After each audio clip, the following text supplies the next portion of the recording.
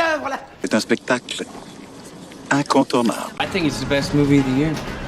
This is the best movie I've ever seen in my life. It was the best movie I've ever seen. It's a masterpiece, I say. I can watch this movie 100 times, it still gets to me. They are a gift from God.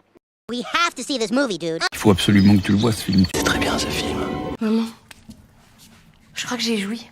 Mais c'est normal, ma chérie. Le film est formidable. You have to see this movie. Right fucking now. Bonjour et bienvenue dans nos pastilles de l'été, épisode 5. Aujourd'hui, mon thriller horrifique préféré. Bon, j'en ai deux, évidemment. Ben, comme tout le monde, non? Seven, de David Fincher, et Le silence des agneaux. Mais... un film de Jonathan Demme réalisé en 91. Et c'est de celui-ci que je vais vous parler, puisqu'il est moins célèbre que le film avec Brad Pitt. Tout est relatif. Oui, je parle pour les plus jeunes, bien entendu. Brad Pitt, il a la cote chez les filles, mais nous, on n'est pas jaloux. Il est trop beau. Le silence des agneaux est tiré du roman de Thomas Harris. Il s'agit à l'origine d'une saga littéraire adaptée plusieurs fois au cinéma. Manhunter, alias le sixième sens chez nous, à ne pas confondre avec Sixième Sens, de Shyamalan, où Bruce Willis joue un pédopsychiatre. En un seul mot. Oui, parce qu'en un seul mot, c'est un métier, en deux mots, c'est un hobby. I love kids.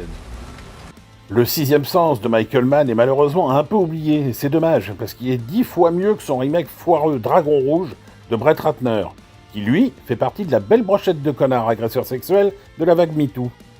Fils de pute. Chronologiquement, après le Sixième Sens, nous avons Le silence des agneaux de Jonathan Demme, puis Hannibal de Ridley Scott. Et ensuite, Les origines du mal de Peter Weber, un préquel avec feu Gaspard Ulliel. May his soul rest in peace. Il existe aussi une série Hannibal avec Mads Mikkelsen, qui vaut le détour pour sa plastique irréprochable et ses recettes très inventives. Que oui. Ah oui, vous l'assommez un petit coup là pour l'endormir. Je crois que ça ne lui suffit même pas. Oh, viens là, ma chérie. Tu n'auras pas ma peau. Le pitch. La stagiaire du FBI Clarice Starling est brillante et mignonne. Son patron pense que ses atouts pourraient amadouer un serial killer très intelligent et ancien psy afin qu'il aide dans une enquête qui piétine. J'ai pas dit où en était l'enquête, malgré la douleur.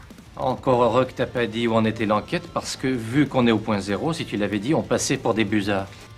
En effet, un tueur au surnom de Buffalo Bill assassine des filles rondouillardes et leur prélève des morceaux de peau. Viking Dresses. Hannibal Lecter, le psy en question, interné dans un asile psychiatrique, va se prendre d'affection pour Clarice et l'aider à dresser un profil du tueur, tout en s'aidant lui-même, afin de voir s'il n'y a pas moyen de s'échapper de cet asile. On était un peu à l'étroit dans ma petite cellule. Le silence des agneaux est un suspense terrifiant, presque aussi poisseux que Robocop. Il pleut, les murs suintent, c'est glauque de ouf. C'est extrêmement bien joué, même si de nos jours, le jeu des deux comédiens semble quelque peu daté.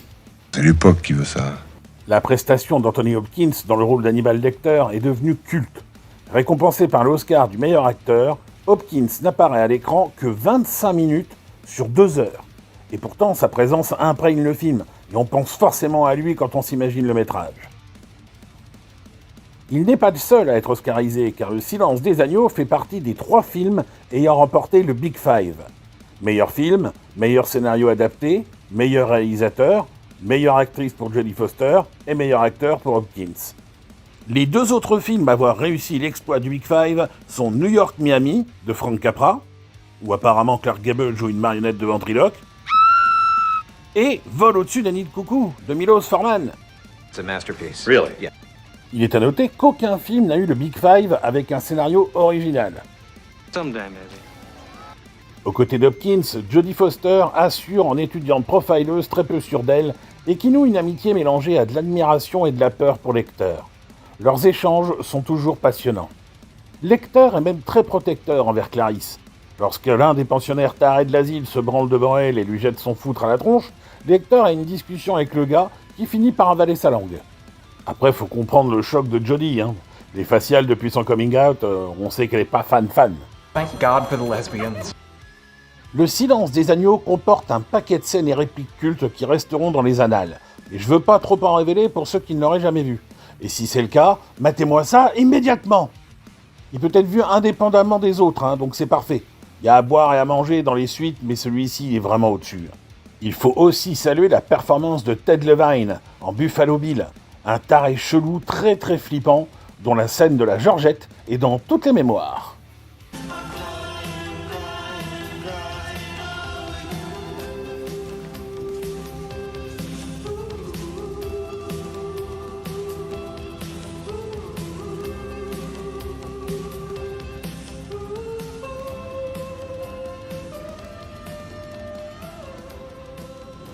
Ted Levine, vous le connaissez en tant que l'inspecteur Stottlemyre dans Monk.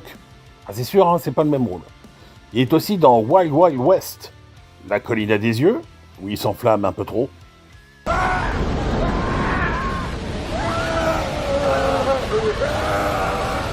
Il était aussi dans le Shutter Island de Scorsese avec le Roi Léo.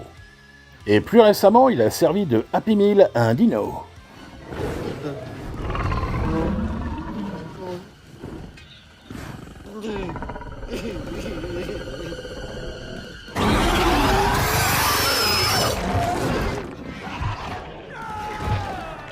Nous avons aussi dans le film Scott Glenn, dans le rôle du patron de Clarisse, une gueule de cinoche qu'on a croisée dans Backdraft, L'étoffe des héros, Vertical Limit, dans lequel il ne craint pas les ongles incarnés, et est marié à un vrai glaçon.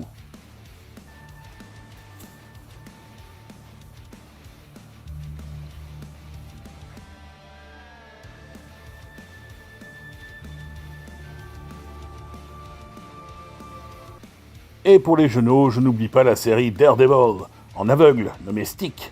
Mais c'est pas parce qu'il filme de la weed. Il y a un super plan séquence fixe à la fin du Silence des Agneaux qui dure tout le temps du générique final, et qui a apparemment été un cauchemar à mettre en place.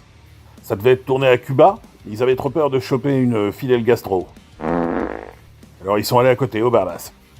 On y voit Hopkins perdre son chapeau, et un figurant lui rendre, si vous observez bien. Il y a aussi un truc assez rigolo. Vous vous souvenez que pour Top Gun, l'US Navy avait donné son aval. Eh bien, c'est parce qu'en fait, ils espéraient motiver les jeunes à s'engager. Ça a très bien marché. Oui, enfin bon, ils en ont fait des caisses, hein. Ils parlaient d'une augmentation de 500%, mais ce serait plutôt de l'ordre de 8%. Hein. C'est comme des ados qui battent un porno. 500% veulent niquer, mais seulement 8% vont au bout.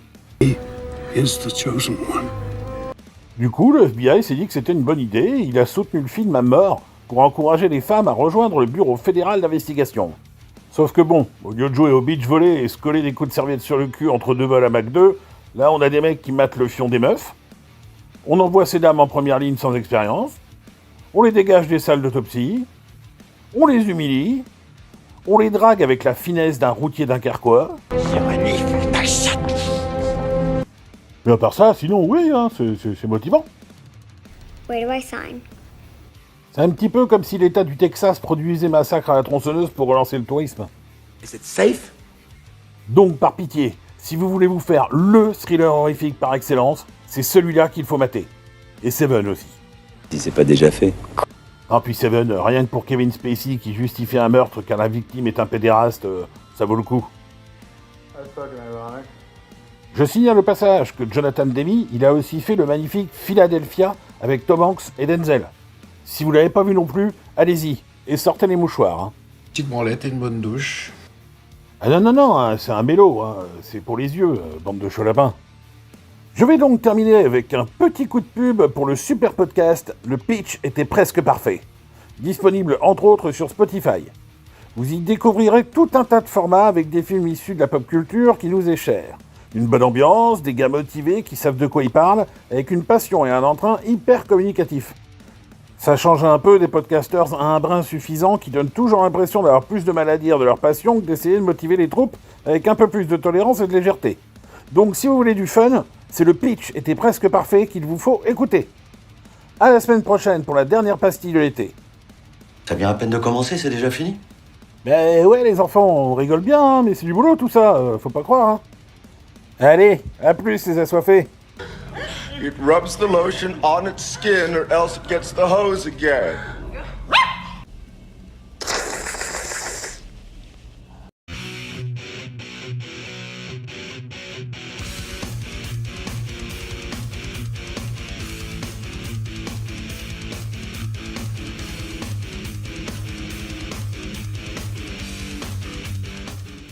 Coucou les assoiffés de sang fictif, bienvenue dans notre 5e pastille de l'été consacrée aux movies à voir absolument. Il répète ça au moins 20 fois. Tu le dis une fois, c'est bon normalement, et les gens ils ont compris. Il y a quelques mois, nous vous avions parlé de 2 films de psycho-killers attachants, ces tueurs tellement coincés dans la zone grise qu'on ne peut s'empêcher d'éprouver de la sympathie, sinon de l'empathie envers eux.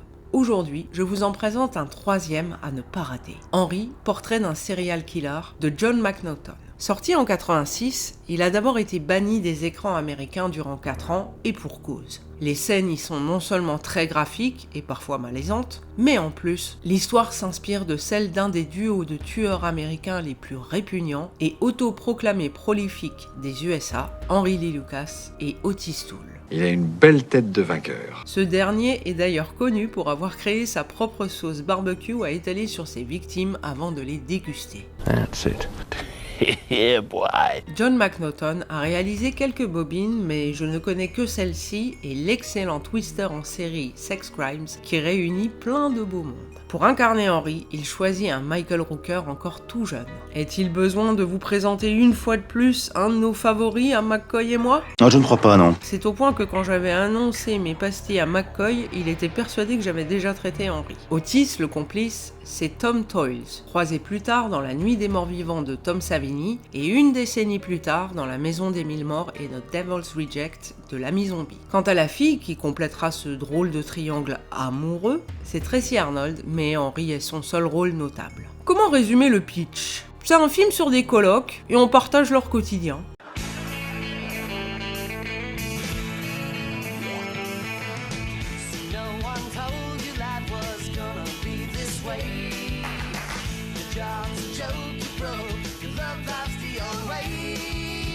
Sauf que tout le monde est au courant de ce qu'il en est vraiment. Henry est un criminel. Did you really kill your mama? I guess I did. Otis est un cassos qui va bientôt upgrade criminel. I'd like to kill somebody. Say that again. I'd like to kill somebody. Must mean you go for a ride, Otis. Et sa sœur Becky est une cassos tout court, anciennement victime sexuelle de leur père. Henry est déroutant dès le début. On le voit d'abord comme un mec normal, poli, qui va acheter ses clopes comme tout le monde, mais la scène est coupée par des images de ses précédentes victimes. Ah, c'est pas joli, joli! Et on est ainsi baladé entre sentiments de répugnance, de la compassion. My mama was a whore. She make me watch it. She beat me when I wouldn't watch it. Make me wear a dress and watch her doing it. Et ses réactions outrées devant un Otis no limites. Don't do that, Otis. She's your sister. Nous le rend sympathique. C'est un agréable mais timide taiseux avec des côtés chevalier servant dont il fait preuve à l'égard de Becky. Et c'est tant mieux pour elle, car Otis essaye tout le temps de franchir les barrières des limites avec elle. Il joue ouvertement de son ambivalence. I stabbed her. Otis said you hit her with a baseball bat. I shot her. I thought you said you stabbed her. Oh yeah, that's right. I stabbed her. Et on ne peut pas nier ses charmantes manipulations. Il a l'art de laisser l'autre parler pour lui et il s'adapte, comme s'il était vraiment influencé. Il est là le piège que la caméra ne cesse pourtant de rappeler, ce qui nous amène à l'autre réussite du movie, les maquillages et autres effets spéciaux. Ce film est une preuve supplémentaire que, dans les années 80, on savait faire de l'horreur sans ordi ni des milliers de dollars. Tiens, prends ça dans ta gueule. Du boulot artisanal et super réaliste. Des images crues, avec un grain de l'image qui font plus vrai que vrai. Et ce moment méta hyper malaisant où Otis et Henry se matent la vidéo de leur dernier crime et qu'Otis insiste pour la revoir. What are you doing? Même Henry, il est en mode. Mettre une patate, je vais t'en mettre qu'une. Et tu vas redevenir normal d'un coup. Décidément, on ne sait pas sur quel pied danser avec lui. Si comme moi vous affectionnez les films de tueurs en série, celui-ci aura tout pour vous séduire. Et si vous connaissez déjà ce classique, rendez-vous sous cette vidéo pour en parler. Je vous souhaite un bon week-end et je vous dis à samedi prochain pour notre ultime pastille de l'été. Le bisou!